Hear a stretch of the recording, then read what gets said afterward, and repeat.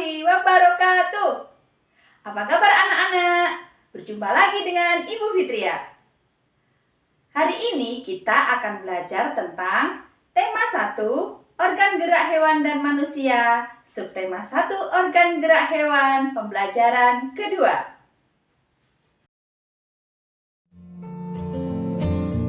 Materi pembelajaran kita pada hari ini adalah 1. Gambar cerita. 2. Alat gerak hewan dan fungsinya. 3. Menemukan ide pokok dalam kalimat utama.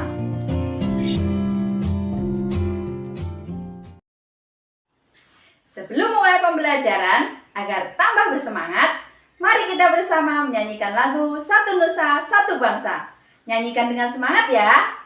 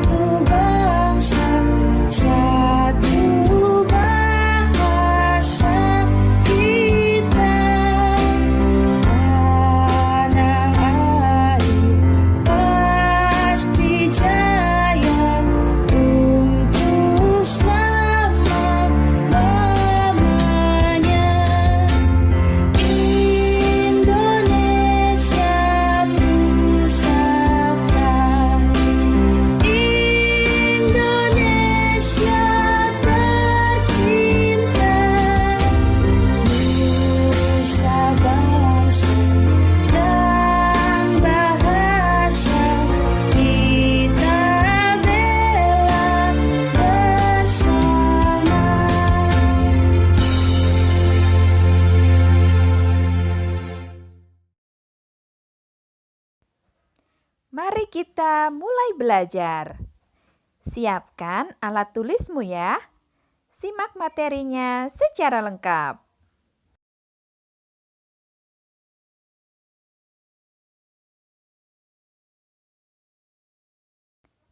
Materi yang pertama adalah pengertian gambar cerita. Gambar cerita adalah sebuah gambar atau urutan gambar yang saling berhubungan satu dengan yang lainnya membentuk sebuah cerita. Contohnya adalah gambar ilustrasi.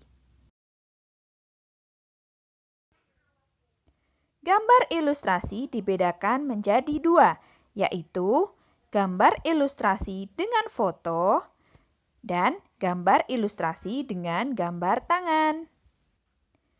Perhatikan alur gambar cerita berikut ini. Pak Rudi mengajak Edo ke kandang kelinci miliknya. Kandangnya sangat luas, kelincinya banyak sekali.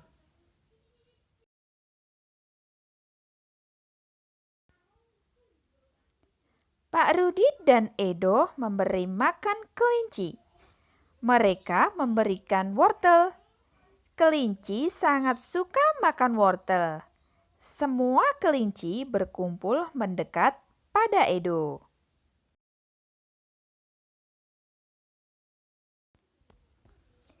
Edo senang sekali. Edo tertawa kegirangan melihat tingkah lucu kelinci-kelinci di kandang kelinci milik Pak Rudi.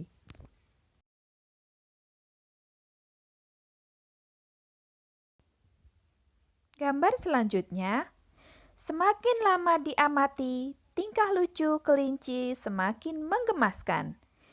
Edo pun ikut berlarian mengejar kelinci.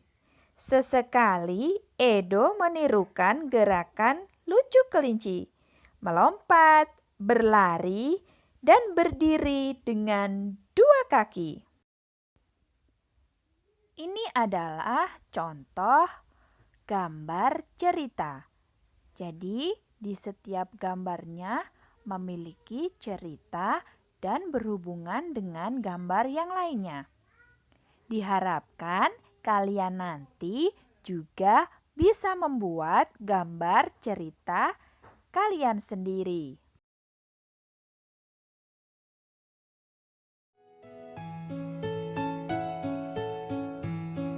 Berikut Bu Guru jelaskan langkah-langkah membuat gambar cerita.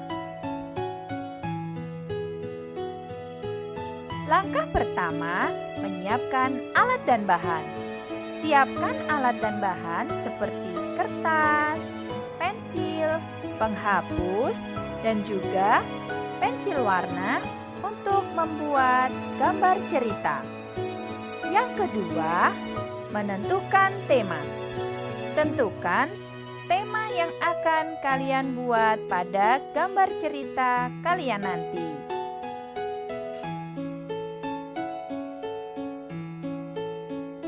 Yang ketiga adalah membuat sketsa. Sketsa adalah gambar dasar. Jadi, kalian membuatnya dengan garis-garis yang lebih tipis terlebih dahulu. Yang keempat adalah finishing. Finishing dilakukan untuk menyempurnakan gambar yang telah kalian buat serta memberi warna agar lebih menarik.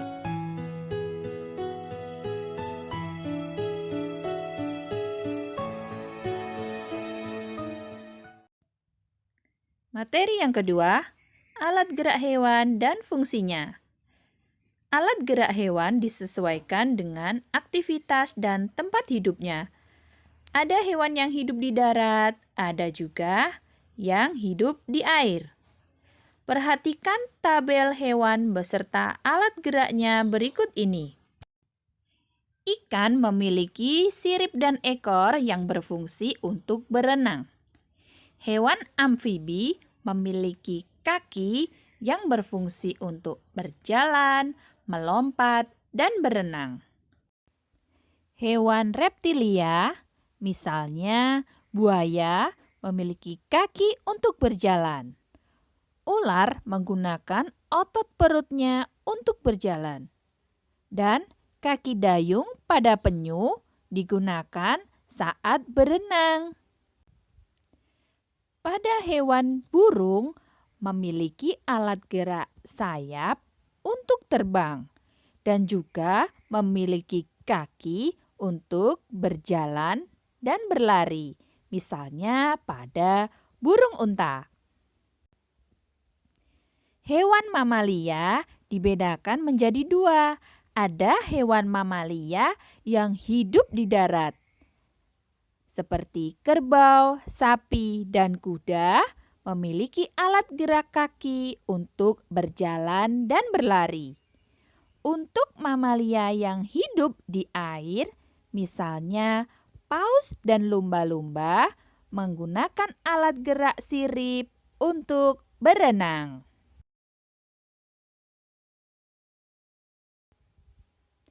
Materi yang ketiga, menentukan ide pokok dalam kalimat utama. Dalam suatu paragraf atau teks tulis, ide pokok dapat dijumpai dalam kalimat utama.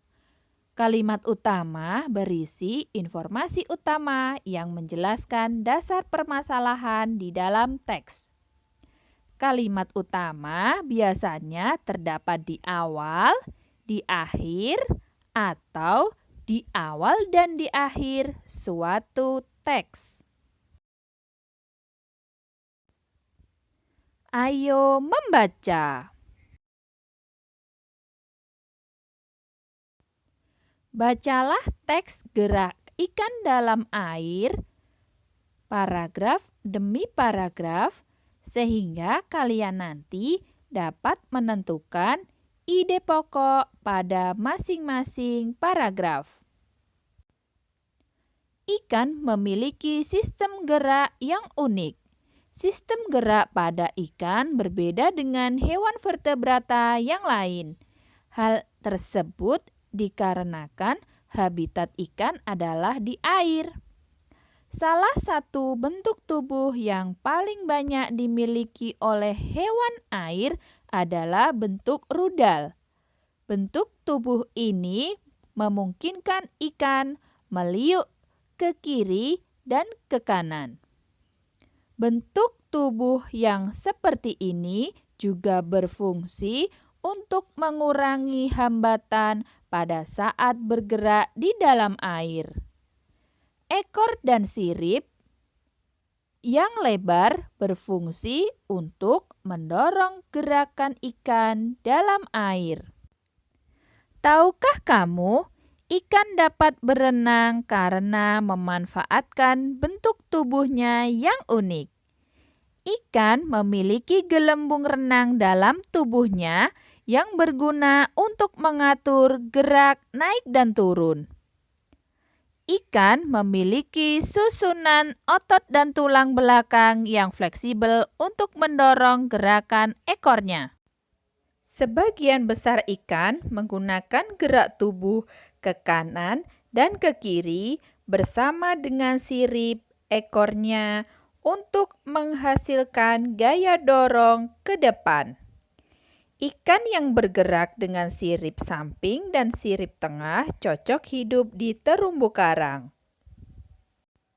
Jenis ikan ini tidak dapat berenang secepat ikan yang menggunakan tubuh dan sirip ekornya. Ayo temukan ide pokok di setiap paragrafnya. Berikut Bu Guru jelaskan cara menentukan ide pokok dengan mudah. Yang pertama, ambil langsung dari kalimat utama.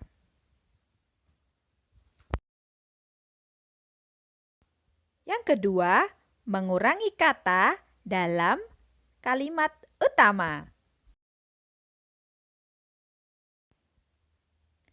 Yang ketiga, membalik atau menyimpulkan kalimat utama.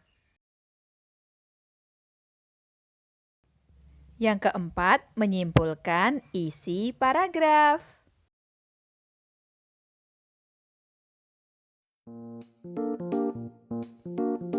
Simpulan pembelajaran hari ini yaitu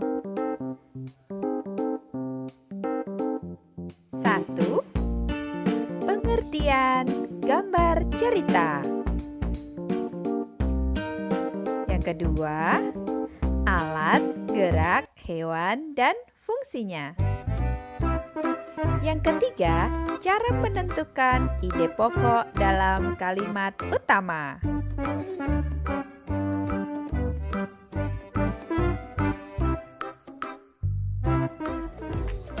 Bagaimana?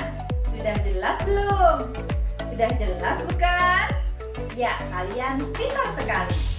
Tetap semangat belajar dari rumah. Sampai jumpa lagi di pembelajaran berikutnya. Assalamualaikum warahmatullahi wabarakatuh.